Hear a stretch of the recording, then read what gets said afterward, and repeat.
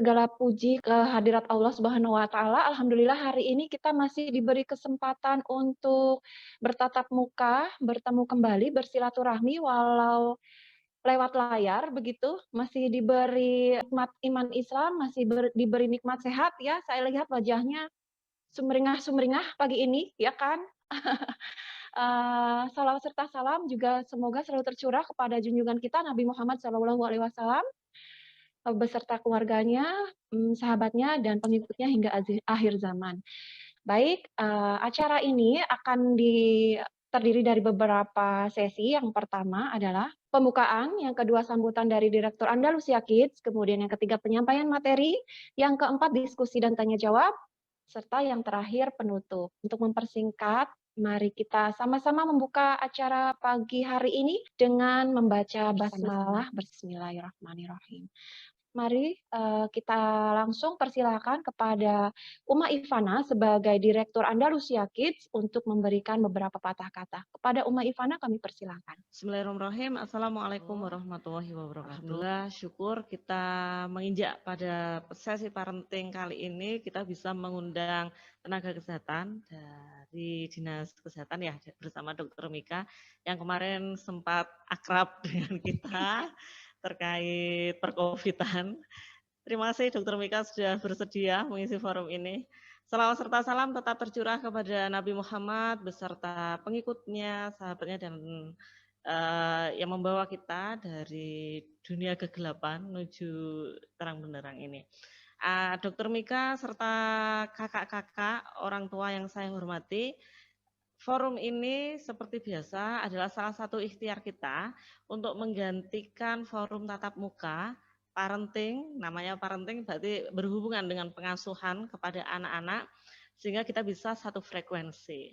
Nah, ketika satu frekuensi tentu kita bisa sehati ya, gesekan, kemudian persepsi dan lain sebagainya, kita bisa seiring sejalan. Saya sering mengatakan dalam setiap pertemuan, tiap kita mengadakan forum tujuannya itu ya hanya satu, agar kita bisa seiring sejalan. Untuk siapa? Tentu untuk anak-anak. Nah, pada kesempatan kali ini karena berkaitan dengan COVID, pandemi, vaksin yang sedang update tentu saja ahlinya. Nah, alhamdulillah tadi sudah saya sampaikan, Dr. Mika sudah bersedia hadir. Harapan saya selaku pimpinan di Andalusia Kids, saya berharap kakak-kakak, para guru, para orang tua bisa mengambil informasi, kemudian kita bisa menerapkannya di dalam pengajaran serta pendidikan anak-anak. Nah, tentu apa yang nanti akan disampaikan oleh Dr. Mika itu berkaitan dengan tema yang sudah diangkat. Monggo untuk memberikan pertanyaan jika dari penjelasan tadi ada yang kurang jelas atau menimbulkan pertanyaan baru. Kalau kita tidak bertanya kepada ahlinya, kemudian kita baca hanya browsing-browsing, ada simpang siur pastinya, dan hoax-hoax itu juga masih banyak. Semakin banyak kita menerima informasi yang kebenarannya tidak bersumber pada sumber yang tepat, tingkat stres kita juga akan naik gitu, dan itu pasti ya. Seperti kemarin kasus perpanjangan PKKM itu ya, Mendagri sudah menginformasikan. Nah, kemudian ternyata dari provinsi, dari kota tidak segera ada surat gitu. Jadi kita itu agak bingung ini gimana dan lain sebagainya. Tapi alhamdulillah itu semua sudah teratasi. Walaupun surat yang dari edaran Pemkot ya agak terlambat gitu ya. Tapi kita tetap pakai acuan yang dari Mendagri. Terima kasih saya ucapkan kepada kakak-kakak yang sudah gercep atas semua hal yang sudah dilakukan terkait dengan kebijakan-kebijakan di Andalusia Kids. Baik, ayah dan bunda, tidak perlu panjang lebar apa yang ingin saya sampaikan. Selamat menikmati, selamat mengambil informasi yang tepat terkait perkovidan bersama Dr. Mika. Tetap semangat, menjaga kesehatan, dan jangan lupa selalu bahagia. Orang tua bahagia, pasti anak-anak juga bahagia. Saya tutup. Nun wal qalami wa ma yasturun. Wassalamualaikum warahmatullahi wabarakatuh. Waalaikumsalam warahmatullahi wabarakatuh. Terima kasih Uma Ivana. Seperti biasa ya, luar biasa ininya, motivasinya, supportnya buat kita semua.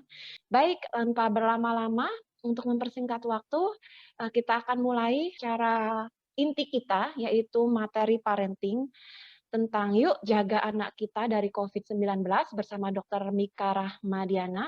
Silakan Dr. Mika. Ya, terima kasih Bu Sukma, terima kasih Uma Ivana ya. Saya baru ketemu sekarang, alhamdulillah. Bismillahirrahmanirrahim. Assalamualaikum warahmatullahi wabarakatuh. Alhamdulillahirabbil alamin. Alhamdulillahilladzi arsala rasulahu bil huda wa dinil haq liyudhhirahu 'ala dini kullihi. La ilaha illallah wa asyhadu anna Muhammadan abduhu wa rasuluh.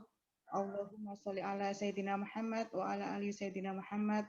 Rabbi shrah li sadri wa yassir li amri wahlul 'uqdatam min lisani yafqahu qawli. Alhamdulillahirabbil alamin, senang sekali kita bisa bertatap muka walaupun ada jarak di antara kita. Tapi insya Allah saya sudah merasa bahagia karena bisa bertemu dengan ini ada ayah ya, ada bunda dan ayah. Ayahnya juga ada ya. Ada ayah dan bunda dari Andalusia Kids ya, dan juga dari para guru-gurunya. Penyebutannya kakak ya kalau guru ini ya. Kakak-kakak yang ada di Andalusia Kids ya. Alhamdulillah saya hadir di sini sebenarnya lebih ke sharing saja ya. Saya bukan pakar sebenarnya. Saya mau disclaimer dulu. Saya bukan pakar ini. Saya benar-benar orang lapangan. Saya itu praktisi lapangan. Karena praktisi lapangan itu ya tanggung jawabnya besar ya. Karena kalau kita salah menyikapi sesuatu, akhirnya berimpact pada masyarakat, sehingga saya juga punya tanggung jawab untuk mencari informasi yang benar ya. Sehingga sebenarnya kalau masalah-masalah COVID atau vaksin itu pakarnya banyak gitu ya. Dan saya di sini sebenarnya lebih ke arah kulaan ilmu, kulaan ilmu supaya nanti bisa betul yang benar untuk masyarakat ya. Alhamdulillahirobbilalamin kita dipertemukan di forum ini ya. Saya bisa langsung share screen ya sekarang ya. Bismillah.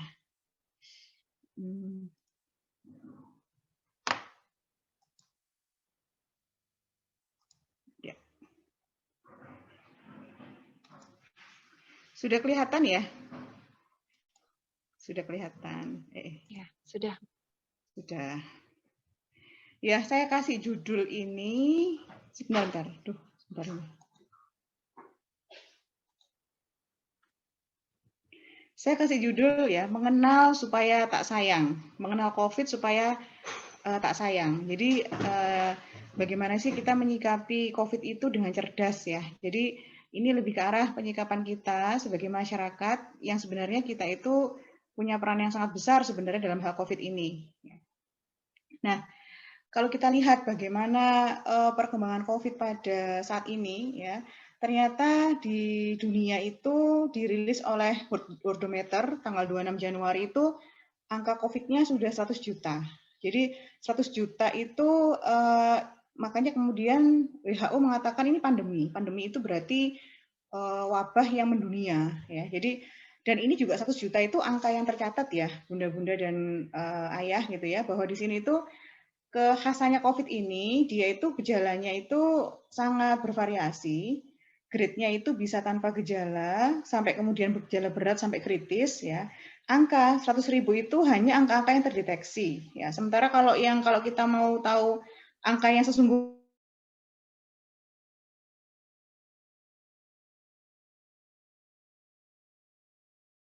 mengatakan seperti itu. Ya. Nah, bagaimana dengan Indonesia? Ya, Indonesia itu ada 1 juta subscribers ya. Kalau sekarang kan bahasanya kan bahasa kerennya subscribers ya. Padahal di sini itu sebenarnya kasus COVID. Nah, ini bahasa ironi sebenarnya ya. Dirilis sama Kemenkes tanggal 26 Januari 2021 ya. Sudah tembus 1 juta. Kalau kita lihat penduduk Indonesia itu sekitar 270-an ya, 270 juta. 1 juta itu mungkin kecil aja, angka segitu aja, nggak ada 1/10-nya, nggak ada 10%-nya, nggak ada 1%-nya, mungkin kita berpikir seperti itu ya. Tapi yang terjadi itu 1 juta ini ternyata ini angka yang tadi malam ya saya ambil dari Satgas COVID Indonesia 1 juta sekian. Ternyata kita itu menyimpan satu trouble yang besar, dan itu trouble ini kalau kemudian kita lihat itu ternyata impact-nya luar biasa terhadap penanganan kita COVID ini dalam kondisi yang benar-benar sangat gawat ya. Jadi yang pertama tentang angka capaian harian, ternyata sudah sampai 14.500 sekian. Nah ini yang tadi saya katakan bahwa ini adalah angka yang tercatat saja. Sementara kalau kita lihat spektrumnya COVID itu, gejala-gejala yang ringan itu bisa jadi mereka tidak diperiksa, sehingga angka ini mungkin nggak mencerminkan angka sesungguhnya gitu ya. Sementara positif rate-nya itu 35,7%. Ini maksudnya apa? Positif rate itu. Positif rate itu artinya berarti kalau 35% kan sepertiga ya. Kalau sepertiga itu artinya dari 3 orang yang diperiksa, 1 orang itu positif COVID. Nah, angka 35% ini bagaimana sebenarnya kita menyikapi? Jadi kalau menurut WHO, positif rate-nya COVID itu dikatakan wabah itu bisa dikatakan sudah terkendali kalau kurang dari 5%. Nah ini sekarang 35 itu kan sudah 7 kali lipatnya ya. Kalau yang 5% itu ada di Singapura, ada di Vietnam, di Cina pun juga nggak jauh-jauh dari 5% ya. Kita 35%. Ini saya amati sejak bulan Desember itu tidak pernah kurang dari 25%. Jadi kalau Desember itu dari 4 orang yang diperiksa, 1 orangnya positif ya. Ini sekarang mulai Januari itu dari 3 orang yang diperiksa, 1 orangnya positif. Jadi ini suatu gambaran bahwa wabah COVID di Indonesia itu sangat-sangat tidak terkendali ya. Makanya dikatakan di sini ada rekor pencapaian 50 kasus, 50.000 kasus dalam 3 hari. Kalau dulu kita menganggap puluhan aja sudah banyak ya, puluhan, ratusan, kemudian pertengahan tahun itu sudah mulai ribuan ya, 1.000, 2.000, 3.000 gitu kan ya. Sampai akhirnya 10.000 itu hariannya tercapai pada saat bulan Desember. Ya, sekarang bahkan tidak pernah kurang dari 10.000. Jadi mulai Januari itu 12.000, 13.000 gitu kan ya. Bahkan ini kasusnya dalam 3 hari 50.000 ya. Itu juga menunjukkan bahwa kondisi kita tidak baik-baik saja ya. Nah, angka dari kasus aktif. Jadi ini maksudnya orang-orang yang masih terdiagnosis sebagai COVID dan masih isolasi itu 170.000 kurang lebih ya orang ya. Jadi kita melihat bahwa ini angka wah dibandingkan dengan 270 juta kan sedikit gitu kan. Tapi kita lihat bagaimana kondisi sarana kesehatan kita ketika dalam waktu yang bersamaan itu harus menampung 170.000 orang yang dia itu membutuhkan perawatan. Ya.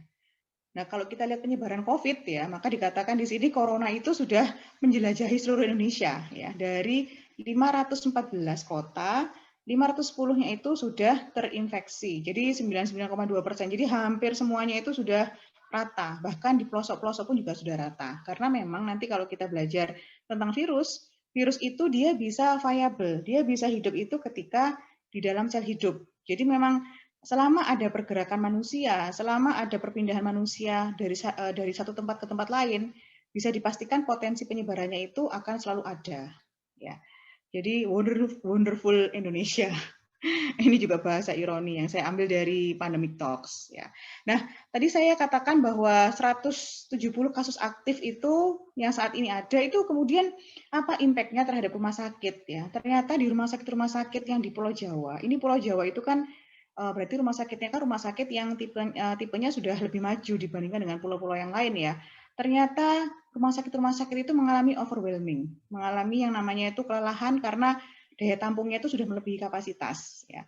WHO mengatakan maksimal, ini ideal ya maksudnya ya, ideal itu sebenarnya keterisian dari bednya rumah sakit itu hanya 60%. Kita lihat di sini, tidak ada yang kurang dari 60%. Artinya apa? Artinya ini kita rebutan bed. Jadi orang yang dia sakit itu dia rebutan bed karena antara ketersediaan bed dan kecepatan terjadinya penyakit yang membutuhkan perawatan itu lebih cepat penyakit-penyakit yang membutuhkan perawatan itu tadi gitu kan ya, sehingga sangat kelelahan vaskes-vaskes itu bisa dikatakan sudah apa ya istilahnya itu bukan hanya kepayahan saja, tapi mereka itu sudah mau kolaps ya karena daya tampung dari rumah sakitnya sudah sangat mengkhawatirkan, sementara nakes-nakesnya pun juga sudah banyak bertumbangan. Ya. Nah ini angka kematian di Indonesia, ini prestasi juga ya. 4,2% yang tercatat ya, karena kalau angka kematian ini kan angka kematian yang harus positif, sementara kalau kita mengenal ada kasus suspek, masih dicurigai atau probable, ya itu semuanya nggak dianggap COVID. Kenapa? Karena kan belum ada pemeriksaan positif dari swab-nya, gitu kan. Padahal banyak kematian-kematian yang belum sampai di swab, ternyata dia sudah meninggal. Nah, ini nggak tercatat sebagai angka kematian. Tetapi yang tercatat pun itu sudah melebihi dari angkanya dunia. Yang ini yang membutuhkan satu perhatian serius ya dari kita semua, bukan hanya dari tenaga kesehatan. Ya. Sementara kematiannya itu perharinya sekitar 476 orang. Nah ini sekali lagi kalau kita membandingkan dengan jumlah penduduk Indonesia kan sedikit itu, jumlahnya kan kecil gitu kan. Tapi kita berbicaranya adalah ini kematian yang secara bersama-sama. Ini belum kematian dengan sebab penyakit yang lain atau karena kecelakaan ya. Ini hanya untuk COVID-nya saja sekian per hari. Ya, jadi memang kondisi ini kondisi yang sangat mengkhawatirkan semua pihak gitu kan. Bahkan bukan hanya rumah sakit aja yang antri, kuburan pun juga antri gitu ya. Bahkan di Jakarta sampai pemakaman COVID itu dia ditumpuk-tumpuk ya jenazahnya karena memang sudah nggak ada tempat lagi, sudah benar-benar full ya. Nah ini juga penyebab dari kenapa Indonesia itu seperti itu gitu kan, memang karena testingnya lemah, tracingnya juga lemah gitu ya, penanganan pun juga berkejar-kejaran gitu kan dengan kapasitas rumah sakit. Ya. Nah ini kalau kemudian sekarang kita di Malang, nah di Malang kan kelihatannya kok sudah tenang ya, namanya restoran-restoran itu sudah ramai, kafe-kafe juga banyak orang yang nongkrong-nongkrong ya. Di mal-mal juga kelihatan hiruk pikuk yang seperti tidak ada apa-apa gitu kan ya. Itu gimana sih kondisi Malang ya? Ini yang tercatat, sekali lagi yang tercatat ya. Saya juga agak-agak menyaksikan ya, saya sebagai praktisi yang terjun di lapangan itu sangat menyaksikan angka ini. Pertambahan perharinya 53 orang ya. Padahal saya mengampu 3 kelurahan aja, saya sudah menggos-menggos gitu kan, karena yang namanya kasus baru, kemudian ada kematian, kemudian juga ada kasus-kasus contohnya dari kalangan yang harus dibantu secara langsung ya, kayak dari kalangan pemulung, dari kalangan pengemis, itu juga setiap hari itu ndredeg banyak gitu kan. Tetapi nggak tahu kok ini angkanya cuma sekian ya, tapi ya kita ambil aja yang ini gitu ya. Nah, 5.388 yang itu angka positif total. Sekali lagi, ini adalah puncak gunung es. Karena karakternya dari COVID ini, dia banyak yang tidak bergejala atau bergejala ringan sama seperti sakit yang lain. Sehingga orang itu menganggap bukan COVID gitu kan ya. Padahal sebenarnya kalau semua mau di swab, bisa jadi ya angkanya itu bisa 4 kali lipatnya. Ya, kalau ahli epidemiologi itu mengatakan ini bisa 4 sampai 5 kali lipat angka yang faktanya, de facto-nya itu bisa sampai 4 kali lipatnya gitu ya. Kalau kemudian hanya segitu aja, kenapa kok sampai penuh UGD-nya? Kok sampai rumah sakitnya itu menolak gitu kan ya? Bahkan saya suatu waktu yang dulu itu pernah sampai harus merujuknya itu sampai ke Madiun ya. Sampai ke Surabaya, di Surabaya ternyata juga zonk karena di sana juga penuh gitu kan ya. Harusnya Malang itu kan jadi tempat rujukan karena kan dia secara tipenya rumah sakit lebih tinggi dibandingkan dengan Madiun. Tapi karena ya nggak ada ketersediaan kamar gitu kan, keliling-keliling ke Blitar nggak ada, ke Kediri nggak ada, akhirnya ke Madiun. Sampai sedemikiannya gitu ya. Bahkan persediaan ventilator juga rebutan gitu kan. Ada sejawat itu yang sampai nggak dapat ventilator, akhirnya juga menyerah gitu kan. Karena memang ya mau gimana lagi, walaupun itu tenaga kesehatan, kalau pas kondisinya nggak ada ventilator, terus mau dikasih apa gitu. Ya. Nah ini sekilas tentang data-data COVID di Indonesia gitu ya. Ya kita sebagai seorang Muslim tentu saja kita harus kembali merenungi diri kita gitu kan, bagaimana kita menyikapinya itu, dan sebagai seorang Muslim maka tentu saja kita harus mengembalikannya kepada sumber-sumber hukum yang kita yakini sebagai kitab suci yaitu Al-Quran gitu ya. Jadi dalam Al-Quran itu Al-Quran itu adalah book of sign.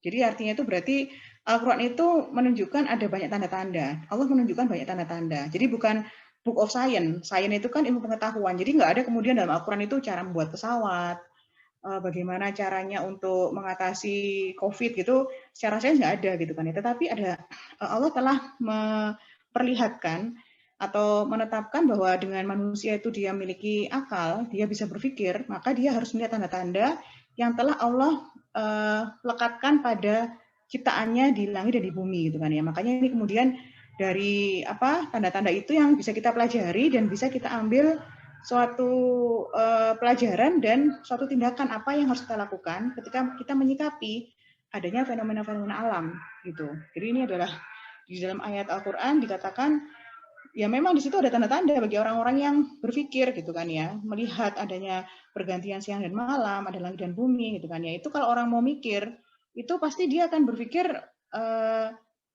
semua kejadian itu bisa dia teliti gitu kan ya, karena Allah telah memberikan tanda-tandanya. Ya, di samping itu Allah menciptakan sesuatu itu pasti dengan ada qadar ya. Jadi di dalam surah Al-Furqan ya, A'udzubillahi minasyaitonirrajim, wa khalaqa kulla syai'in faqaddarahu taqdira. Dan Allah telah menetapkan segala sesuatu itu dengan takdir ya, dengan ukuran yang serapi-rapinya gitu kan. Jadi kenapa kok kita perlu membahas ini gitu kan? Jadi kan kita mau ngomongin masalah COVID nih ya, mau masalah COVID nanti ke depannya juga masalah vaksin gitu ya. Maka kita itu harus lihat juga, kita juga mengkaji bagaimana sih virus COVID itu gitu kan. Karena ketika Allah menciptakan virus COVID ini gitu kan, Allah tidak hanya menciptakan COVID terus kita tidak perlu melihat apa sih yang karakter virusnya itu gitu kan. Karena ternyata di sini itu sudah dikabarkan oleh Allah gitu kan bahwa segala sesuatu itu ada ukuran-ukurannya. Jadi tentang penciptaan pun juga seperti itu. Sehingga virus yang diciptakan oleh Allah ya, itu seharusnya manusia juga bisa melakukan satu tadabbur atau pengamatan gitu kan, sehingga dia bisa mendapatkan suatu hikmah dari setiap kejadian tersebut gitu ya. Nah, tetapi di sini ya walaupun memang secara umum manusia itu kan ya jelas manusia berakal kan dia bisa menggunakan akalnya gitu ya. Tetapi di sini Allah telah memberikan suatu clue gitu kan ya, bahwa kepada siapa kita harusnya bertanya gitu ya. Ketika tentang virus kita bertanya dengan siapa? Apakah kita bertanya dengan ahli fisika gitu kan kalau kita tanya tentang virus, ataukah kita tanya kepada petani ataukah dengan siapa gitu kan ya. Bahwa di sini dikatakan bahwa tanyakanlah kepada orang-orang yang berilmu ya, kepada ahlu zikr ya.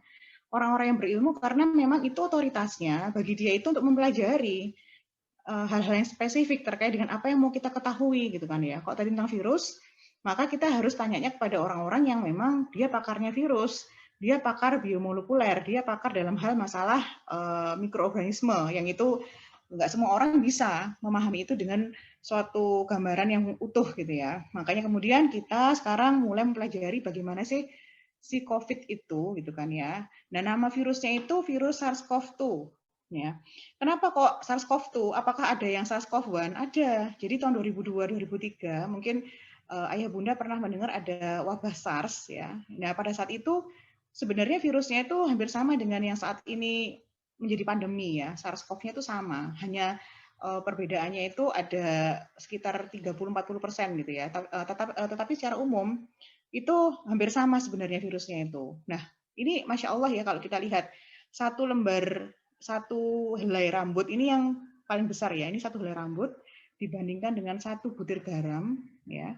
Nah, virus corona itu di mana? Di sini 0,1 sampai 0,5 mikron. Besarannya seperti itu. Jadi dibandingkan dengan satu butir garam aja kita sudah nggak kelihatan ya mata kita, apalagi kalau sudah saya udah 40 tahun ini rasanya sudah mulai ada penurunan penglihatan gitu ya.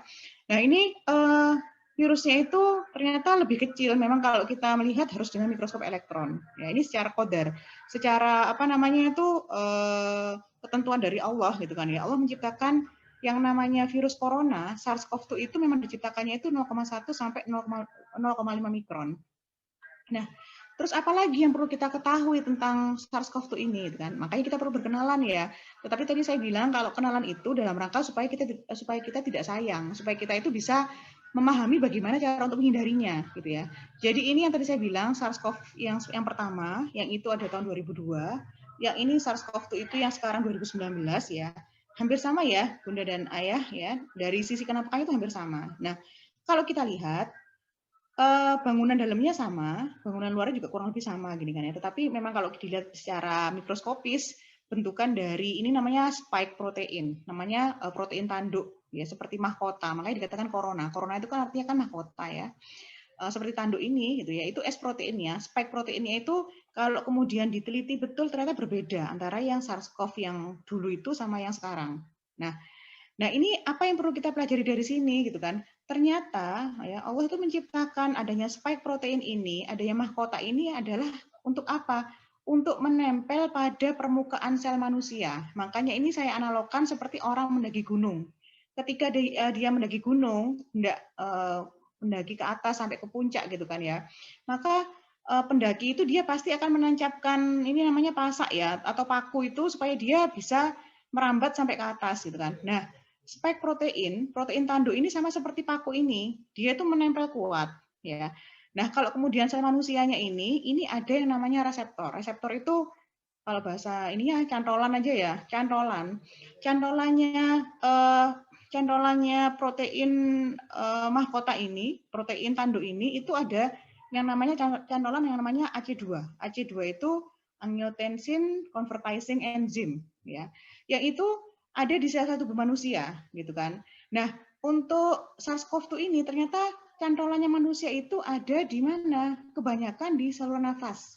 Dari atas sampai bawah gitu kan. Nah, sementara kalau SARS-CoV yang dulu itu cantolannya itu kebanyakan di saluran nafas bawah. Jadi gejalanya itu lebih ke arah yang sesak nafas, paru-paru gitu kan ya. Tetapi ini SARS-CoV-2 itu karena dia cantolannya itu sudah betul-betul nempel kuat pada yang atas, pada saluran nafas atas ya, sehingga gejalanya itu seperti batuk pilek biasa. Ya. Jadi nggak ada juga yang sampai ke bawah. Kalau sampai ke bawah ya seperti SARS yang dulu. Jadi sesak nafas, kemudian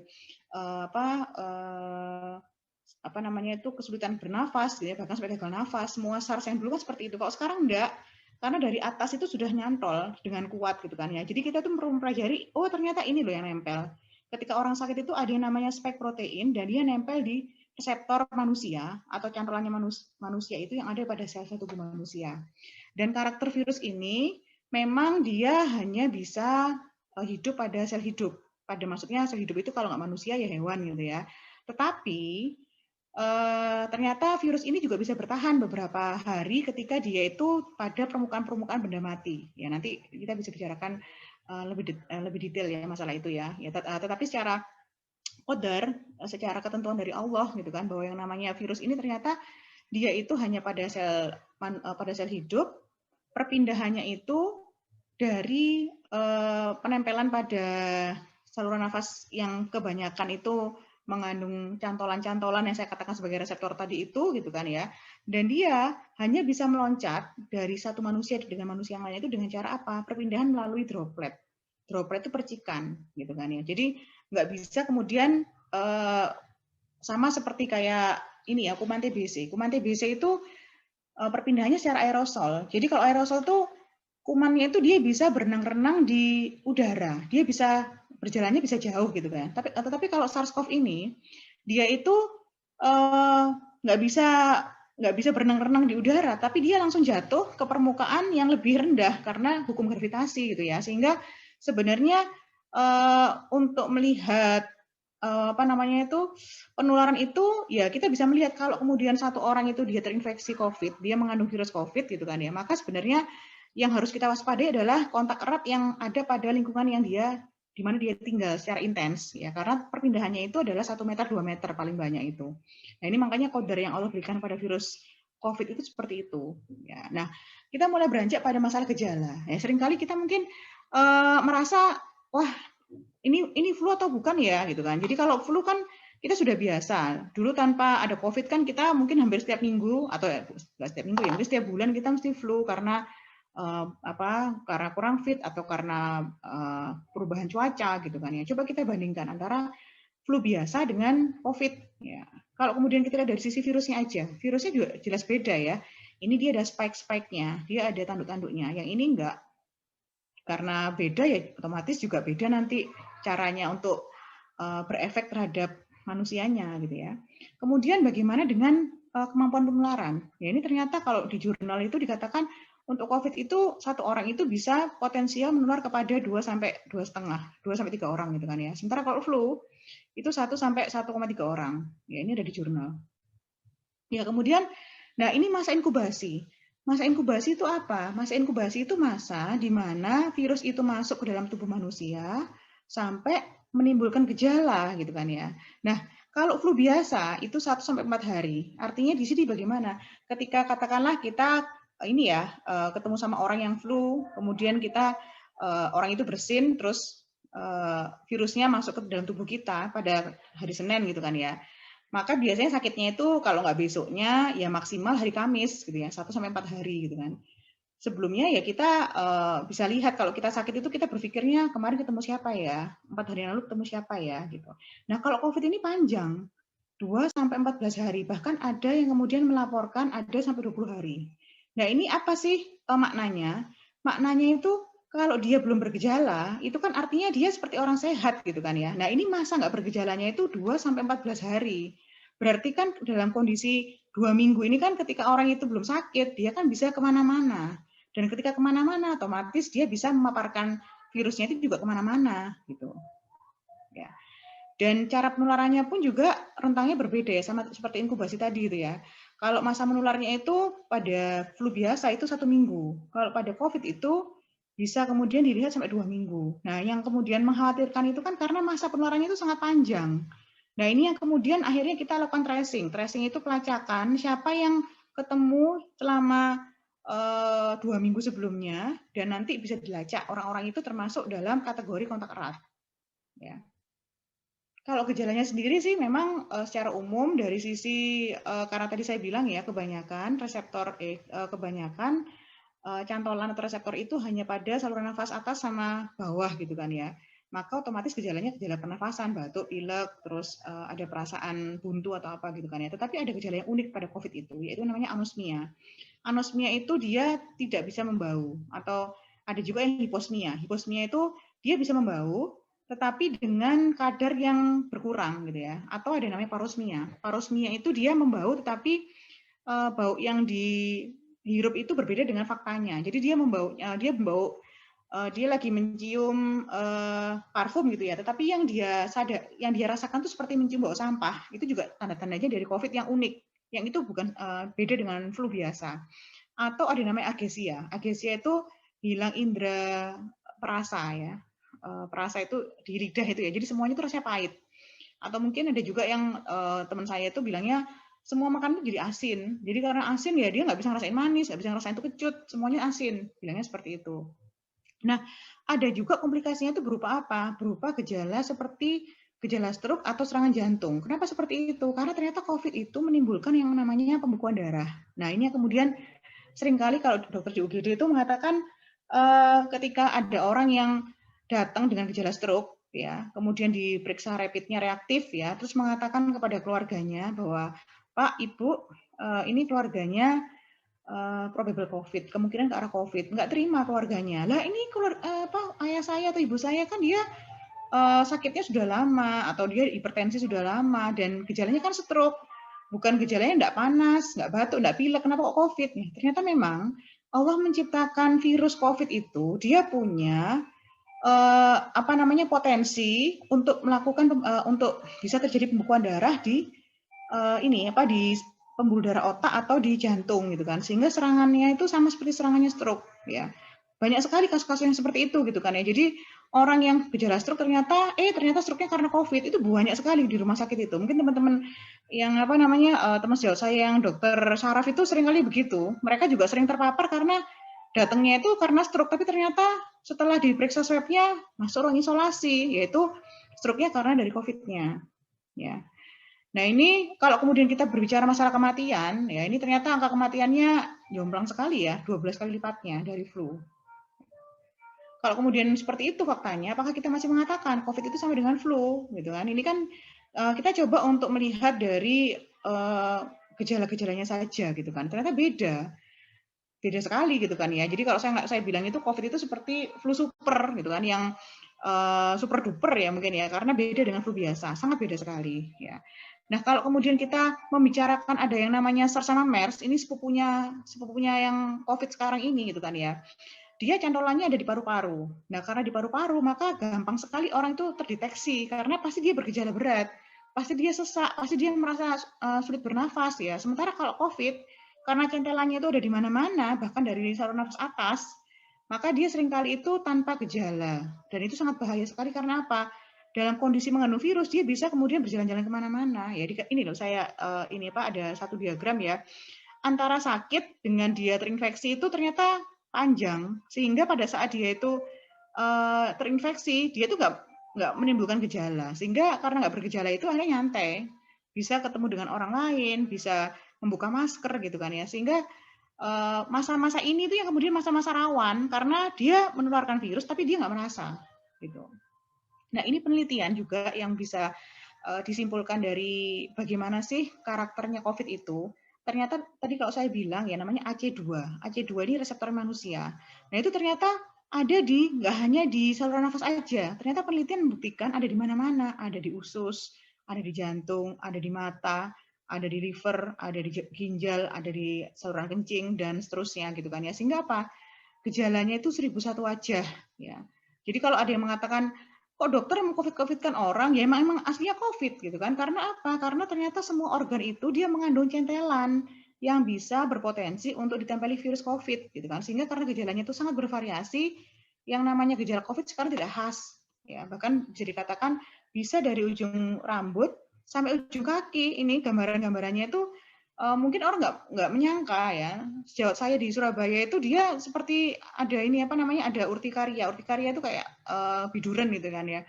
Biduran itu aja nggak ada panas, nggak ada batuk pilek gitu kan. Tetapi kok dikasih obat hilang sebentar keluar lagi, dikasih obat hilang sebentar keluar lagi. Tapi karena dia merasa kerjaannya itu berisiko terpapar gitu kan, dia periksa ternyata betul COVID itu yang menyebabkan dia seperti biduran. Ya, memang akhirnya semuanya bisa jadi gejala COVID gitu ya.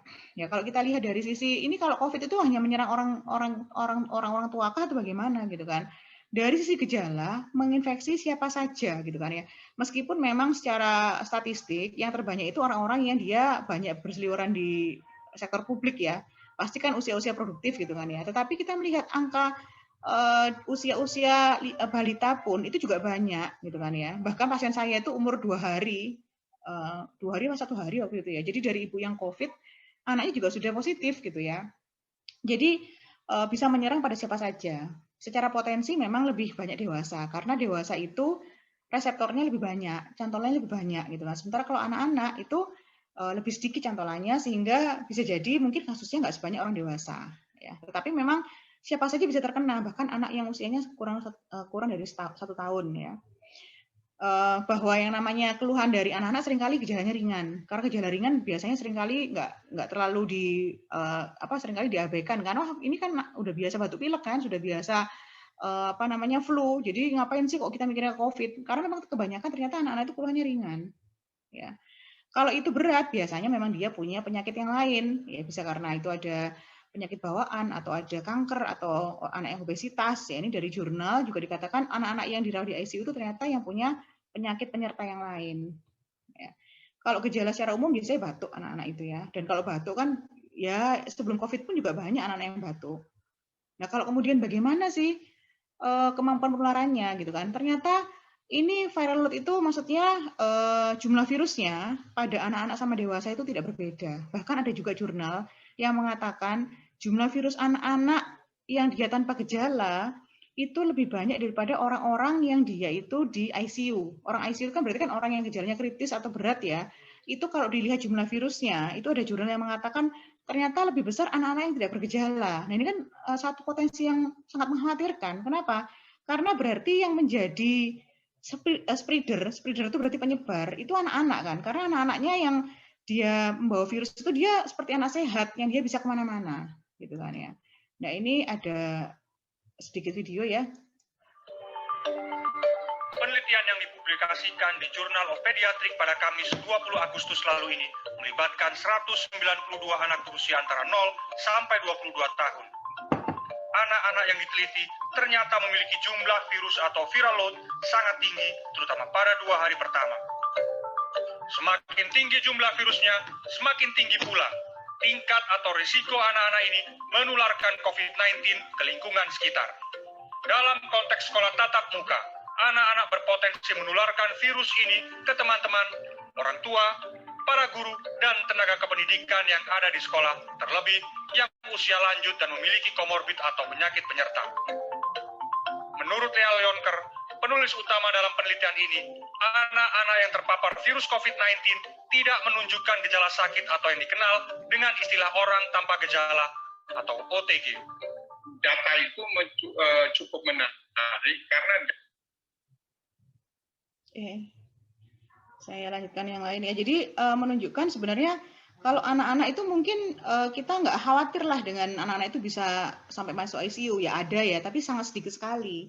Yang khawatir itu kalau kemudian anak-anak itu menjadi super spreader sebagai penyebar yang super, tetapi dia silent, tapi dia itu nggak ini sampai sini, gejalanya gejala ringan, gejala nyeri tenggorokan, hidungnya buntu, bersin-bersin, atau ada batuk gitu kan ya. Tetapi nggak sampai kemudian dia menganggap seperti orang sakit yang harus diisolasi gitu kan. Karena itu tadi, padahal yang namanya infeksi itu dia bergejala tidak bergejala.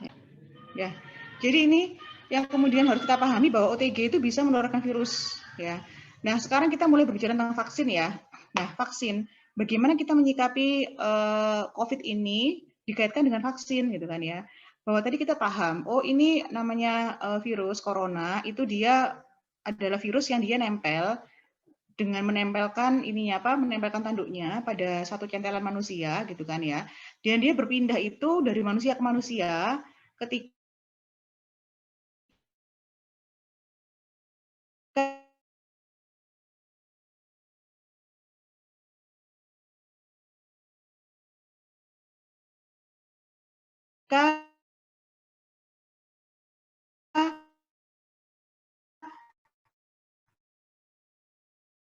manusia itu berdekatan. Tadi saya bilang kami tidak menyerah gitu kan, nggak benar gitu kan ya. Itu ranahnya kita sebagai masyarakat ya. Kita harus 3M atau sekarang namanya 5M gitu ya.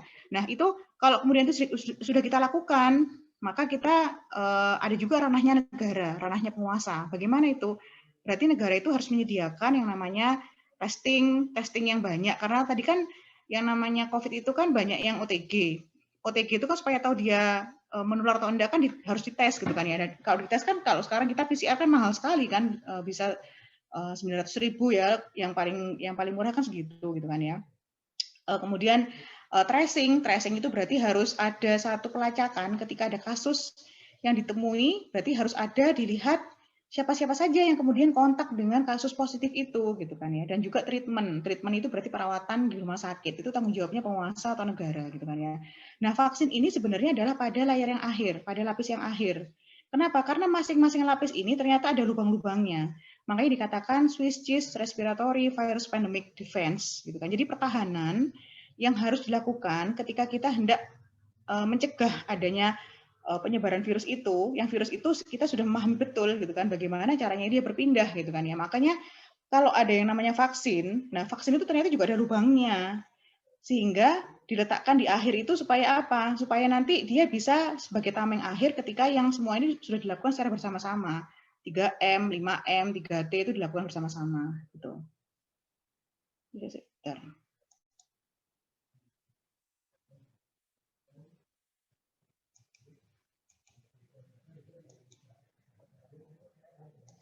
Sementara tadi saya belum share screen ya?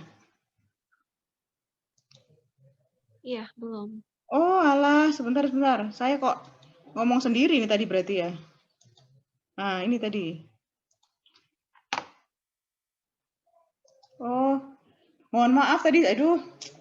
Nah, ini saya bilang Swiss cheese ya. Swiss cheese itu seperti keju Swiss ya. Keju Swiss kan yang lubang-lubang ini kan. Jadi kalau kita lihat kartun itu ada yang namanya keju itu kan pasti ada berlubang-lubang. Nah, ini itu adalah lapis-lapis pencegahan setelah kita memahami tentang bagaimana virus itu potensinya penularannya itu dengan cara berpindah gitu kan ya. Bahwa yang namanya vaksin itu hanya pada lapis akhir. Karena apa? Karena ternyata kalau kita lihat bagaimana virus berpindah, berarti caranya adalah dengan kita menghindari adanya pertemuan manusia dengan manusia. Karena selama manusia itu bertemu, maka potensi untuk penularannya pasti ada. Sehingga ada yang namanya physical distancing, memakai masker, mencuci tangan, kemudian pemerintah melakukan testing yang banyak, tracing-nya juga harus masif, gitu dan lain-lain gitu kan ya. Jadi di sini sebenarnya satu komponen yang nggak bisa terpisah satu dengan yang lainnya. Sehingga kalau kita mengandalkan vaksin itu akhirnya sudah selesai, vaksin itu punya lubang. Dan ini kalau kemudian hanya vaksin aja ya berobos. Makanya kalau kemarin ada public figure yang dia setelah vaksin dia langsung pesta-pesta, dia nggak memahami konsep ini, nggak memahami tentang virus itu seperti apa dia beredarnya gitu ya. Nah, apakah harus dengan vaksin gitu kan ya? Caranya kita untuk mengendalikan wabah ini gitu kan. Kita bisa belajar dari Cina. Cina itu dia mengendalikan wabah itu tanpa vaksin karena dia lockdown di awal. setelah lockdown, angka-angka itu semakin menurun dan akhirnya itu menjadi landai. Juga di Vietnam juga seperti itu. Vietnam kan bukan negara maju ya, tetapi dia di awal ketika terdeteksi ada COVID di satu desa gitu kan ya, pemerintahnya langsung lockdown. Akhirnya bisa dikendalikan, akhirnya melandai semua ini kasus-kasusnya itu sedikit ya. Nah sekarang kita mulai berbicara masalah tentang vaksinnya gitu ya. Vaksin itu apa sih sebenarnya vaksin? Sebentar. Vaksin itu apa sih gitu ya? Vaksin itu adalah caranya kita untuk bisa membentuk yang namanya antibodi. Nah, ini kan tadi kita bicara masalah virus COVID itu yang dia punya tanduk-tanduk gitu kan ya. Tanduk itu dia nempel pada namanya reseptor AC2. Nah, vaksin itu letaknya di mana? Letaknya adalah bagaimana supaya tubuh itu punya tentara ini. Tentara yang namanya antibodi ini, dia akan berusaha menghalangi menempelnya virus ke sel tubuh manusia gitu kan ya. Jadi caranya itu bagaimana supaya kita punya antibodi? Cara punya antibodi yang pertama, kalau orang itu sakit, maka Allah telah menciptakan mekanisme pembentukan antibodi secara alami gitu kan. Jadi kalau orang itu sakit COVID ya, setelah dia nempel, setelah dia kemudian menginfeksi sel-sel manusia gitu kan ya, maka sistem imunitas manusia itu dia akan menghasilkan namanya antibodi gitu kan ya. Tetapi apakah harus dengan sakit aja? Antibodi itu bisa dibentuk gitu kan. Ternyata dengan vaksin itu juga bisa dilakukan cara untuk menstimulasi atau merangsang munculnya antibodi. Jadi antibodi ini bisa diadakan dengan cara memasukkan suatu zat yang dia bisa memicu munculnya antibodi gitu ya. Jadi kalau saya katakan kenapa harus punya antibodi ini? Karena antibodi ini adalah seperti tentara pasukan khusus ya, Kopassus. Ini tentara yang hebat karena dia bisa memblok penempelan dari virus itu ke tubuh manusia. Kalau tentara biasa itu dia hanya memperkuat selnya supaya sel-selnya itu tetap bertahan gitu kan ya. Tetapi tidak bisa membuat blok seperti ini gitu kan ya. Kalau mau membuat blok secara khusus seperti ini, maka dibutuhkan adanya namanya antibodi. Nah, antibodi itu bisa dengan cara infeksi secara alami ketika orang itu sakit karena Allah menciptakan satu mekanisme yang secara umum sudah bisa secara langsung terbentuk pada saat dia sakit ya. Nah, manusia itu berpikir bagaimana supaya menciptakan yang buatan. Antibodi itu bisa dimunculkan secara buatan. Kopassusnya itu bisa diciptakan secara buatan. Makanya ada yang namanya vaksinasi itu gitu kan ya. Sehingga kalau kemudian adanya herbal, adanya obat-obatan alternatif ini itu, kemudian ada probiotik itu di mana letaknya? Letaknya bukan untuk membentuk Kopassus, tetapi dia itu untuk membentuk imunitas yang secara umum. Jadi untuk memperkuat selnya aja. Tetapi kalau untuk untuk kuman atau virus yang ganas ya, memang manusia itu membutuhkan adanya Kopassus supaya bisa bisa menghalangi virus atau kuman yang ganas itu supaya dia tidak merusak sel-sel itu. Kalau mengandalkan pada herbal atau ramuan-ramuan gitu kan ya, dia tidak bisa punya pasukan khusus gitu kan ya. Jadi harus pembentukannya itu dengan cara infeksi alami atau dengan cara vaksinasi gitu ya. Nah, ini yang vaksin yang sudah ada di Indonesia yang akan dipesan ya, yang sudah bisa digunakan itu ada Sinovac, ada Pfizer, Moderna, AstraZeneca, macam-macam gitu ya. Ini dengan teknologi tertentu ya manusia itu bisa menciptakan vaksin dengan cara-cara yang bermacam-macam gitu ya. Tapi kalau kita lihat ternyata nanti itu kerjanya dari awal itu berbeda, tetapi ternyata nanti efek keluarannya itu sama-sama apa? Sama-sama menghasilkan antibodi, ya, walaupun dengan cara yang berbeda-beda, gitu. Nah, itu makanya ilmuwan-ilmuwan itu punya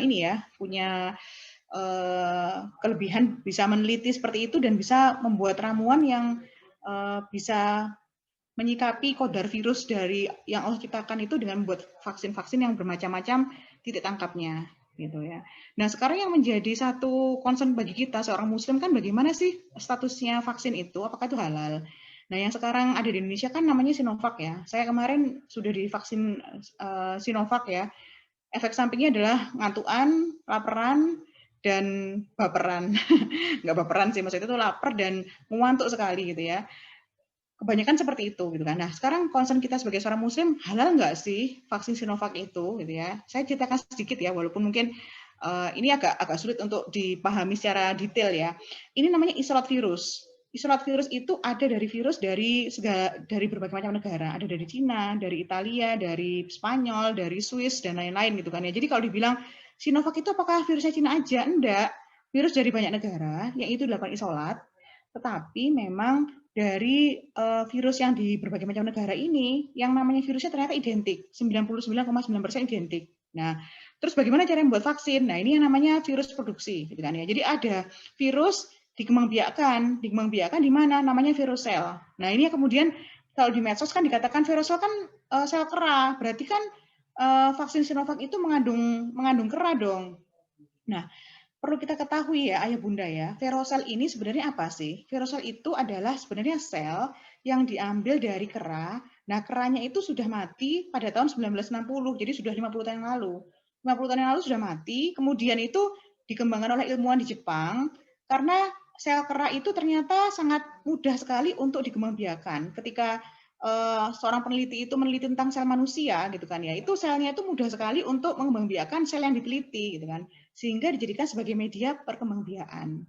Nah, sel kera ini bukan kemudian setiap kali mau meneliti atau mau menghasilkan vaksin Sinovac itu kemudian bunuh keranya dulu ya, kera dibunuh, kemudian baru dibuat vaksinnya. Nggak seperti itu. Jadi selnya itu diambilnya tahun 1960, kemudian di maintenance, kemudian dikembangkan, dipelihara sel itu, dan dijadikan sebagai media perkembangbiakan virus. Ya, dari sini kemudian virusnya berkembang biak banyak gitu kan ya, jadi seperti pabrik ya. Nah setelah itu kan ini kan virusnya virus ganas ya, karena kan tadi virus yang masih ini kan masih virusnya virus hidup gitu kan ya. Nah terus bagaimana langkah selanjutnya? Selanjutnya adalah dilakukan inaktivasi. Jadi itu dimatikan atau diinaktifkan materi genetiknya. Materi genetik itu adalah komponen virus yang paling berbahaya karena dari situ dia yang akan bisa membuat virus itu berkembang biak. Nah, inaktivasi itu membuat supaya virusnya itu menjadi mati, nggak bisa berkembang biak gitu kan ya. Itu dengan menggunakan yang namanya bahan kimia beta propilakton. Jadi setelah melalui fase ini, maka virusnya itu walaupun banyak itu sudah nggak bisa berkembang biak gitu kan, dia sudah mati. Nah, setelah itu apa yang dilakukan? Purifikasi. Purifikasi itu pembilasan atau membuat zat-zat yang lain-lain itu bisa dihilangkan. Jadi kalau saya umpamakan dengan cuci baju itu ya, ini pembilasan itu kan kalau kita mau jemur itu kan sampai semua sabunnya hilang gitu kan ya, nggak ada tersisa sama sekali gitu kan. Nah, ini prosesnya itu sangat panjang. Ini berulang-ulang kali, kemudian dengan proses adanya kromatografi, adanya filtrasi, macam-macam gitu kan ya. Sehingga hasil akhir yang sudah virusnya vaksinnya itu vaksin yang sudah bebas dari yang namanya virus sel, yang namanya ada zat ini, zat itu dan sebagainya itu sudah bersih. Di sini itu sudah bersih.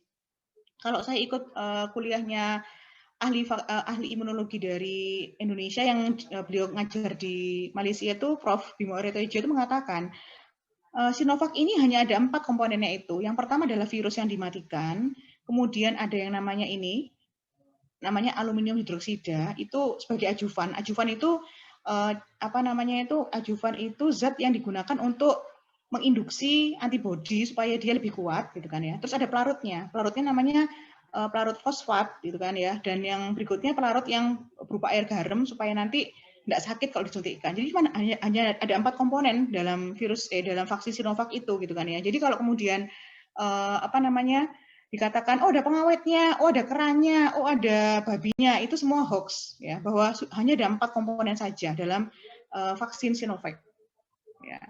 Kalau kemudian halal, apakah halal? Nah, dalam kajian fikih itu ada yang namanya istihlak. Istihlak itu adalah ketika yang ada benda yang suci dan halal, jumlahnya banyak ya, kemudian bercampur dengan najis, tapi najisnya tuh jumlahnya sedikit gitu kan. Nah, kemudian najisnya itu hilang karena sudah nggak ada lagi, karena nggak ada rasanya, nggak ada warnanya, nggak ada baunya gitu kan ya. Jadi kalau kita lihat bagaimana tadi adanya namanya purifikasi ya, pembilasan itu kan sampai betul-betul hilang. Kalau masih ada sel veronya, ya itu bisa dipastikan kalau vaksinnya nggak bisa dipakai. Kenapa? Karena dia mengganggu kerjanya vaksin. Kalau kemudian sel veronya masih nempel gitu ya. Jadi bisa dikatakan ginjal keranya itu sudah tidak ada sama sekali pada produk akhir dari vaksin tersebut gitu. Kalau kemudian apakah halal? Jadi kalau kita otoritas untuk mengeluarkan label halal kan ada MUI ya, Bunda dan Ayah dan Bunda ya. Jadi kalau kemudian MUI mengatakan produknya halal dan suci, insya Allah itu sudah dengan satu pertanggungjawaban gitu ya, bahwa nggak hanya mengklaim, tapi sudah dengan satu pengajian yang mendalam gitu kan ya. Bahkan dari Muhammadiyah pun juga mengeluarkan rekomendasi yang sama. Ya. apakah kemudian sekarang itu darurat gitu kan ya? Kita melihat bahwa nakes kita sudah banyak yang terpapar, bahkan banyak yang meninggal gitu ya. Satu nakes itu ketika harus dicetak itu bisa sampai belasan tahun, puluhan tahun gitu kan ya. Kalau mungkin bangunan bisa 2 tahun, bisa jadi rumah sakit gitu ya. Tapi kalau orang itu untuk bisa mencetak nakes itu bisa belasan tahun, puluhan tahun gitu ya. Nah kalau kita ulama ini juga sekarang sama-sama banyak yang terpapar gitu ya. Dari kiai-kiai ini dari slide-nya NU ya, para kiai NU itu sampai 234 itu sedo karena sebab COVID gitu ya. Ada juga Syekh Ali Jabir dan mungkin yang nggak tertulis, ulama-ulama yang namanya nggak beken pun juga banyak gitu kan yang terpapar dan akhirnya meninggal gitu. Jadi kondisinya sudah dalam kondisi seperti ini ya. Nah, vaksin ketika digunakan itu tentu saja harus yang jelas dia harus aman. Aman itu apa artinya? Aman itu tidak menimbulkan bahaya bagi yang divaksin gitu kan ya. Selain aman, dia juga harus berkhasiat. Nah, kemudian kalau kita bicarakan efikasi, itu mesti khasiat. Khasiatnya itu efeknya apa sih ketika vaksin itu disuntikkan? Kalau kemudian amannya sudah aman. Karena kalau kita lihat vaksin itu kan ada fase-fase uji klinisnya ya. Ada fase 1, fase 2, fase 3 gitu kan ya. Fase 1 untuk meneliti keamanan. Oh, aman ternyata. Kalau aman berarti lanjut lagi, apakah dia berkhasiat gitu kan? Maka ada namanya studi efikasi. Nah, efikasi ini ternyata desain dari penelitian untuk melihat efikasi itu ternyata hanya membandingkan dari dua kelompok ini, itu melihat dari sisi kalau dia dua kelompok ini diamati, dia kelompok yang pertama kelompok yang dia divaksin sesuai dengan penelitiannya, vaksinnya vaksin Sinovac gitu ya. Yang ini yang tanpa divaksin. Ini sama-sama dia bekerja atau dia itu ketika dia berkegiatan setelah dia divaksin atau disuntik tadi itu dia sama-sama nakes ya, atau kemudian dia kerja di sektor publik sama-sama seperti itu gitu ya. Diteliti apa? Setelah dia disuntik vaksin dan juga zat kosongan, ini placebo itu zat kosongan, air garam ya. Jadi nggak ada vaksinnya sama sekali, diteliti 3 bulan, 6 bulan gitu kan. Ketika sama-sama nakes, dia sama-sama terpapar virus, gitu. Hasilnya bagaimana? Oh, ternyata orang yang divaksin itu menunjukkan gejala sekian persen atau dari 10 orang itu 3 orang, sementara yang di sini 8 orang. Nah, itu yang dibandingkan. Itu namanya efikasi. Jadi pengaruhnya apa? Pengaruh dari vaksinnya itu apa terhadap orang yang disuntik gitu kan? Apakah bisa menurunkan gejala? Nah, yang dikatakan sebagai desain penelitiannya itu adalah melihat dari gejalanya ya. Kalau tadi kan saya bilang kalau itu dia menyerangnya pada saluran nafas atas, itu seringkali tanpa gejala gitu kan. Nah, itu yang nggak diteliti dalam satu studi vaksin itu nggak diteliti.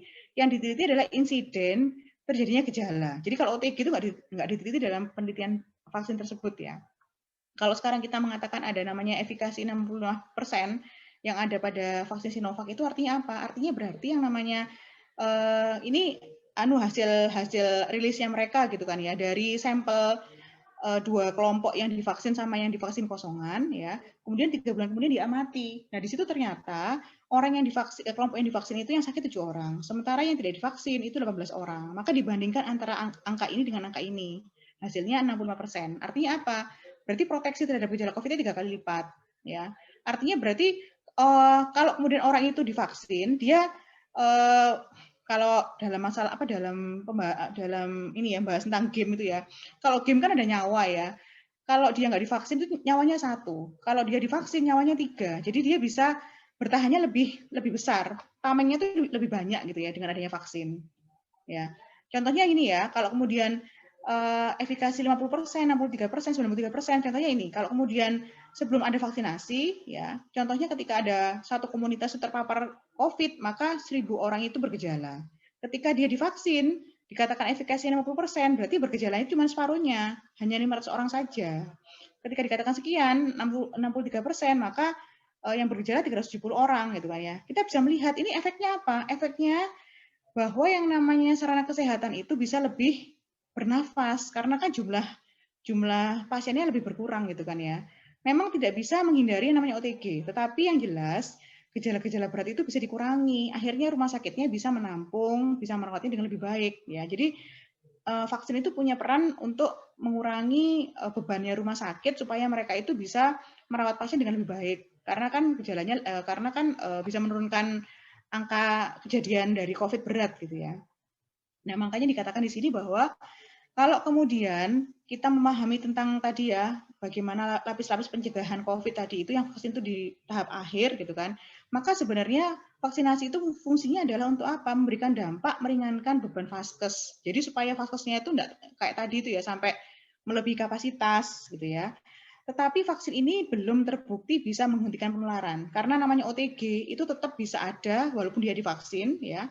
Tetapi yang jelas yang namanya kasus berat, kasus yang bergejala itu bisa dikendalikan atau bisa ditekan dengan adanya vaksin. Ya. Makanya kita perlu membedakan antara infeksi dengan sakit. Kalau infeksi itu bisa jadi dia hanya mengandung virus, tapi dia nggak sakit. Kalau dia sakit, artinya dia bergejala, infeksi yang bergejala. Nah, vaksin itu adalah untuk mencegah dari sakit. Dia apakah bisa terinfeksi? Bisa.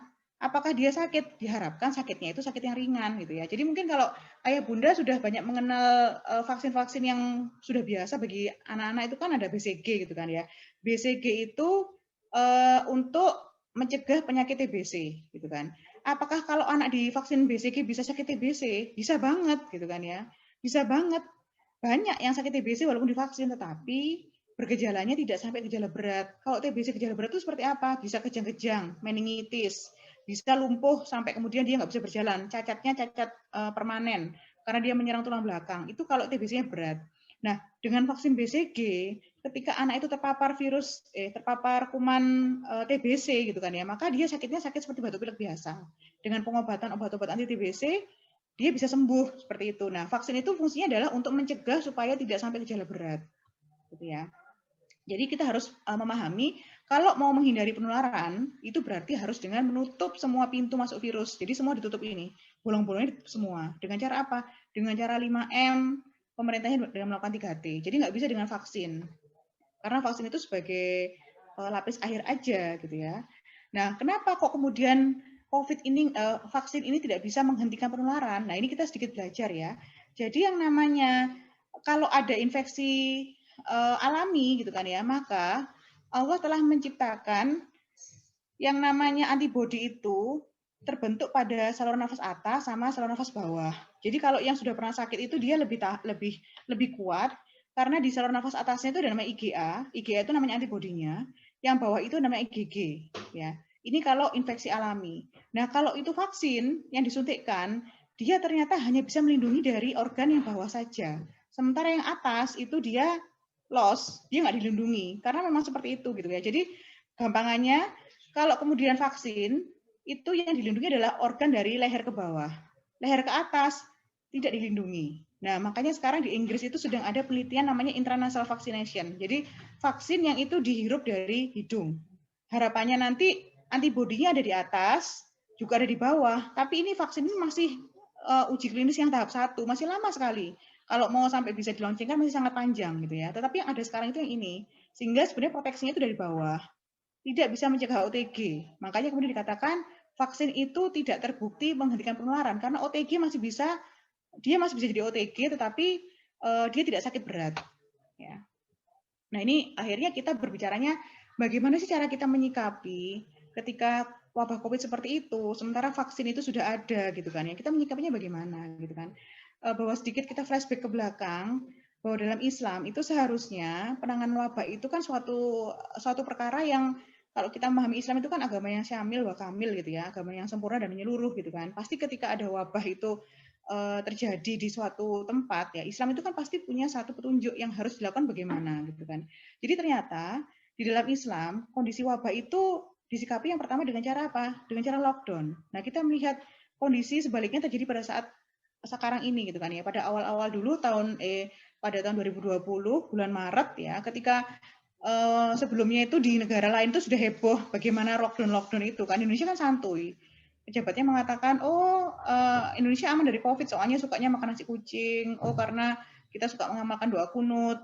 Oh, itu kok flu biasa aja dan seterusnya. Ada satu pengabaian dan pengabaiannya itu yang menyebabkan apa? Penanganan itu terlambat, ya. Nah, ini kemudian kalau dalam Islam itu jelas ketika wabah itu ada, maka orang yang ada dalam daerah wabah itu nggak boleh keluar. Orang yang di luar wabah itu nggak boleh masuk, gitu kan ya. Nah, makanya kemudian ketika lockdown itu terjadi, maka berikutnya adalah adanya isolasi, ya. Jadi di daerah wabah itu kan nggak semuanya sakit ya. Daerah wabah itu kan contohnya mungkin di Indonesia gitu kan. Itu kan nggak semua negara sakit, nggak semua provinsi sakit gitu kan. Maka itu dipisahkan mana yang sakit mana yang sehat gitu ya. Jadi kalau di dalam hadisnya kan dikatakan gitu ya, firo minal mazumi, firo roka minal asadi. Janganlah hindarilah orang-orang yang berpenyakit kusta itu seperti menghindari singa. Jadi kalau kita mengatakan takutnya sama Allah aja, jangan takut sama COVID. Nah, ini masalahnya dalam Islam itu ternyata syariat berkaitan dengan wabah menular itu adalah malah kita itu harus menghindar dari orang-orang yang sakit seperti kita menghindari singa gitu ya. Jadi kalau kita malah justru pasrah tanpa kita melakukan upaya apa-apa itu namanya konyol ya. Bahkan dikatakan di sini janganlah orang yang sakit itu mendekati yang sehat. Jadi isolasi itu merupakan ajaran Islam sebenarnya itu ya. Kemudian yang sakit dilakukan pengobatan ya. Adanya physical distancing, kemudian batas interaksi itu juga rekomendasi dari sahabat Amr bin As sebenarnya itu kan ya. Jadi penanganan wabah kita yang sedemikian bertolak belakang dengan saat ini tuh yang sekarang kita kan malah bingung mana yang sakit, mana yang sehat, mana daerah wabah, mana yang bukan, semua sama gitu kan. Sehingga semua orang harus physical distancing gitu kan. Dalam Islam enggak. Physical distancing itu hanya pada ada daerah wabah gitu kan. Sementara orang-orang yang sehat di luar wabah itu bisa beraktivitas seperti biasa. Dia bisa bekerja, bisa belajar, bermuamal dan lain-lain gitu ya. Nah, kalau kemudian dari si vaksin, bagaimana Islam memandang? Ya, maka kita berbicaranya vaksin itu adalah sebagai bentuk upaya pengobatan. Berobat itu hukumnya sunnah, ya, karena sunnah berarti dianjurkan oleh Allah dan Rasulullah, gitu ya. Karena memang satu saat ada perintah untuk melakukan pengobatan, tetapi saat yang lain ternyata Rasulullah membiarkan ketika orang itu nggak berobat, sehingga hukumnya dari pengobatan itu adalah sunnah, tidak wajib, gitu kan ya. Itu dari sisi individu. Nah, dari levelnya negara bagaimana? Negara harus punya tanggung jawab. Tanggung jawabnya adalah untuk melakukan apa? Melakukan upaya 3T. Ada tracing, ada testing, ada treatment gitu ya. Memfasilitasi adanya penelitian untuk obat-obatan atau vaksin gitu ya. Dan juga menerapkan aturan Islam ketika ada wabah, lockdown dari awal, isolasi, physical distancing dan lain-lain yang tadi saya sampaikan gitu kan ya. Nah, vaksinasi itu ternyata juga merupakan penemuan yang ada pada ketika Daulah Khilafah Utsmani gitu ya. Jadi saya bulan November kemarin itu ikut pelatihan vaksinator Kemenkes ya. Itu narasumbernya salah satunya itu Dr. Dominikus Susada, itu beliau adalah satgas imunisasi yang sudah berpuluhan tahun berhubungan sama vaksinasi ya. Beliau orang Nasrani mengatakan gini, orang-orang Muslim yang dia anti vaksin itu harusnya tahu loh kalau ternyata vaksin itu ditemukannya di peradaban mereka sendiri pada saat masa Utsmani itu yang bisa menemukan vaksin smallpox, vaksin cacar yang pada saat itu tuh smallpox itu sangat mematikan gitu ya. Jadi ketika ada vaksin ditemukan, ini yang bisa menjadikan angka cacar itu menjadi tidak mematikan lagi gitu kan ya. Tetapi kemudian kita lebih mengenal namanya Edward Jenner. Edward Jenner itu yang kita mungkin kenal di sekolah-sekolah dulu ya, yang menemukan vaksin cacar Edward Jenner. Padahal dia ini hanya sekedar mengembangkan penemuan yang ada pada masa Khilafah Utsmaniyah gitu ya. Itu yang saya ingat sekali ketika Dr. Dominikus itu menyampaikan pada saat pelatihan gitu kan. Itu jangan sampai orang-orang Islam itu menolak vaksin karena vaksin itu mereka temukan sendiri. Justru orang Barat itu yang berterima kasih kepada orang Islam karena dia sudah menemukan vaksin yang pertama kali gitu ya. Jadi kalau kemudian ada obat-obatan yang seperti itu, maka negara juga harus bisa memastikan bahwa itu harus diuji keamanannya. Jadi jangan sampai obat-obatan itu obat-obatan yang justru menimbulkan doror ya. Kemudian difasilitasi segala macam teknologi yang bisa mendukung pada penemuan-penemuan yang bisa melakukan pencegahan ya terhadap suatu wabah tadi itu. Bagaimana sikap kita sebagai seorang muslim gitu kan ya. Maka level keimanan kita ini masalah keyakinan gitu ya. Kita yakin bahwa yang namanya sakit sehat itu adalah dari Allah ya. Orang yang dia protokol kesehatannya sangat ketat sekali, yang dia tuh patuh sekali, apakah bisa sakit? Bisa banget gitu kan. Orang yang santai, orang yang nggak pakai masker, berkerumun, apakah dia itu pasti sakit? Nggak juga. Banyak orang-orang di kampung itu yang dia nyantai-nyantai aja, nggak ngapa-ngapain, nggak pernah pakai masker, dia masih ngerumpi-ngerumpi, masih main-main kesana sini gitu kan, dia masih aman gitu kan ya. Tetapi ini masalah sakit atau nggak sakit itu bukan urusan kita. Ini masalah keimanan. Ya, orang yang dia taat protokol belum tentu dia nggak sakit. Orang yang abai protokol belum tentu dia sakit. Artinya berarti masalah sakit itu bukan urusan manusia. Nah, tetapi levelnya manusia bagaimana yang dilakukan? Nah, ini tataran syariat kita adalah kita wajib untuk ikhtiar untuk menghindari wabah. Jadi kita bukan takut sakit sebenarnya ya, tapi apa yang kita lakukan dengan kita melakukan 5M itu adalah sebagai bentuk kewajiban terhadap ikhtiar yang maksimal ketika kita itu mau menghindari wabah gitu kan ya. Jadi dengan 5M, jaga imunitas, kemudian melakukan lockdown, ini merupakan suatu ikhtiar. Dan ikhtiar itu adalah yang kita pertanggungjawabkan di hadapan Allah nanti. Kalau kemudian kita levelnya hanya masalah keimanan aja gitu kan, berarti kita meninggalkan yang ini. Yaitu yang kemudian seorang muslim dia tidak bisa hanya yakin tetapi dia tidak beramal, karena ini dalam lingkup amal. Dalam lingkup amal itu adalah yang nanti kita diminta pertanggungjawaban gitu ya. Dan kita yang tidak kalah pentingnya, kita juga melakukan kontrol supaya kita itu bisa mengoreksi bagaimana kebijakan itu sudah salah dari awalnya itu sudah salah gitu kan. Contohnya di awal itu pernah dipesan rapid antibody gitu kan ya. Padahal rapid antibody itu nggak bernilai kalau kemudian kita mau mendiagnosa penyakit itu nggak bernilai. Nah itu yang harus kita ingatkan kepada penguasa, bahwa penguasa itu harus fokus kepada penanganan wabah ini dengan satu basis ilmu yang kuat gitu kan. Jangan sampai cuma hanya berbasis pada kepentingan-kepentingan tertentu gitu. Ya, jadi kalau kita melihat sekarang itu sudah dalam kondisi doror, dalam kondisi bahaya gitu kan ya. Ya memang itu sudah bahaya yang bisa didatangkan baik pada diri kita sendiri maupun orang lain. Ya makanya kalau kita harus taat protokol kesehatan itu sebenarnya dalam rangka apa? Dalam rangka supaya kita itu menerapkan syariat Islam berupa menghindari doror tadi itu gitu kan. Makanya kita harus kemudian juga disiplin dalam protokol kesehatan. Vaksin itu sebagai salah satu ikhtiar ya. Sehingga dalam hal masalah vaksin ini sebenarnya negara yang memiliki peran untuk mengembangkan vaksin dan memfasilitasi ya, bisa divaksin itu nggak perlu untuk adanya vaksin yang berbayar karena semuanya ditanggung sama negara gitu ya. Nah, untuk masalah vaksin ini, maka kita harus mengembalikannya kepada otoritas yang ahli dalam masalah ini, gitu kan ya. Jadi kalau mau tanya, ini vaksinnya aman atau enggak ya? Ini vaksinnya bagus atau enggak ya? Tanya aja seperti sama dokter yang dia memahami tentang vaksin, ahli virus, ahli biologi molekuler, gitu ya. Dalam masalah halal haramnya, kita serahkan kepada otoritas yang bersangkutan, gitu ya. MUI atau BPOM, gitu ya. Semuanya itu supaya ada informasi yang akurat, ya. Karena supaya tidak ada sama sekali distract atau ketidakpercayaan, gitu ya. Kalau sekarang kan karena dari awal tuh penguasanya santai sehingga ketika ada vaksin itu sebenarnya vaksinnya bagus gitu kan. Ketika disampaikan bagus tuh kita nggak percaya. Karena apa? Kita sudah nggak percaya sama yang menyampaikan. Nah makanya kemudian dalam masalah ini maka kita tanya aja kepada para ilmuwan, kepada mempercayai pada otoritas yang berhak untuk mengeluarkan label halal gitu ya, yaitu MUI gitu ya. Makanya yang bisa kita lakukan tuh sekarang di situ. Nah ini yang kemudian harus kita pahami terus bahwa vaksin itu tidak menjadi solusi ketika yang belakang ini ambyar. Ya, jadi semuanya harus dilakukan secara simultan, secara bersama-sama. Tidak boleh kemudian karena alasan, kan sudah vaksin gitu kan, maka nggak usah begini. Salah, karena ini semuanya adalah satu metode yang harus diterapkan secara bersama-sama, gitu ya. Jadi vaksin bukan solusi karena lemahnya 5M dan juga 3T. Kalau diumpamakan dengan ada satu rumah yang bocor gitu ya, vaksin itu kan dia ngepel lantainya gitu kan. Nah supaya nggak bocor gimana ya, berarti atapnya kan harus diperkuat dulu kan, gentengnya ditata, kemudian kalau memang itu ada yang bocor berarti kan ditembel atau bagaimana gitu kan. Ya itu makanya 3M sama 5M sama 3T itu seperti levelnya kalau kita betulin gentengnya. Sementara kalau vaksinnya itu hanya untuk ngepel. Ketika gentengnya sudah dibetulkan, masih ada yang bocor. Nah, itu yang kemudian dipel. Itu yang divaksin seperti itu. Jadi semuanya harus berjalan secara simultan. Ya. Bahwa di sini kesimpulannya adalah bahwa vaksin itu bukan sebagai obat sapu jagat. Ya, karena ternyata memang di sini secara konsep epidemiologi itu membutuhkan satu peran yang bersama-sama antara peran masyarakat, peran individu dengan peran negara. Gitu kan, bahwa harus ada 5M yang itu menjadi perannya dominnya individu dan masyarakat gitu ya. Dan juga ada dari negara yang melakukan satu kebijakan yang bisa mengendalikan wabah itu dengan adanya masif 3T, testing, tracing dan treatment gitu ya. Itu semuanya harus secara simultan dilakukan secara bersama-sama.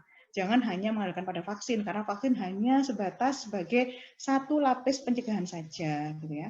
Dan yang akhir ya kita harusnya berposisi ya, bukan karena kita sekarang itu harusnya berpikir kita itu dalam situasi yang bersama-sama menghadapi wabah. Ya kita tahu bahwa sekarang kita butuh untuk saling menjaga diri kita gitu kan ya. Kalau ada orang yang sombong satu, ya dia bilang nggak usah pakai masker, nggak usah jaga jarak lah, aku loh nggak takut sama COVID, aku hanya takut sama Allah gitu ya. Dia tuh akhirnya dia sombong seperti ini. Padahal teman-temannya yang lain dia dengan menggunakan tameng, ya. Maka yang terjadi adalah ini dari yang titik lemah itu dia bisa masuk. Ya, virusnya bisa masuk, bisa membuat lemah semuanya akhirnya, gitu ya. Makanya kita perlu memahami qadar, bagaimana virus itu bekerja, bagaimana kemudian wabah ini bisa dikendalikan dari sumber-sumber yang secara terpercaya secara keilmuan gitu ya. Setelah itu bisa mengamalkan ada yang namanya mitigasi. Mitigasi itu langkah-langkah pencegahan seperti apa ya. Bagi kita masyarakat kita juga harus aktif dalam 5M.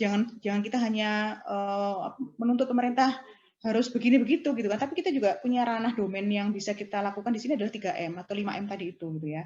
Dan tentang vaksin ya kita harus kemudian menyikapinya dengan adil walaupun katakanlah sekarang vaksin itu kan dari Cina. Apakah Cina itu begini begitu? Ya kita melihatnya dari sisi fakta vaksinnya itu apakah dia efektif, apakah itu memang aman. Ya kita harus adil. Kita bertanya kepada orang-orang yang memiliki otoritas keilmuan dalam masalah pervaksinan. Ya, dan ini kita harus sadar bahwa kondisi saat ini itu bisa merupakan gambaran dari peringatan dari Allah gitu kan ya, bahwa sekarang itu kita dalam kondisi maisatan donka, dalam kondisi kehidupan yang sempit. Ya bisa karena kita berpaling dari peringatan Allah.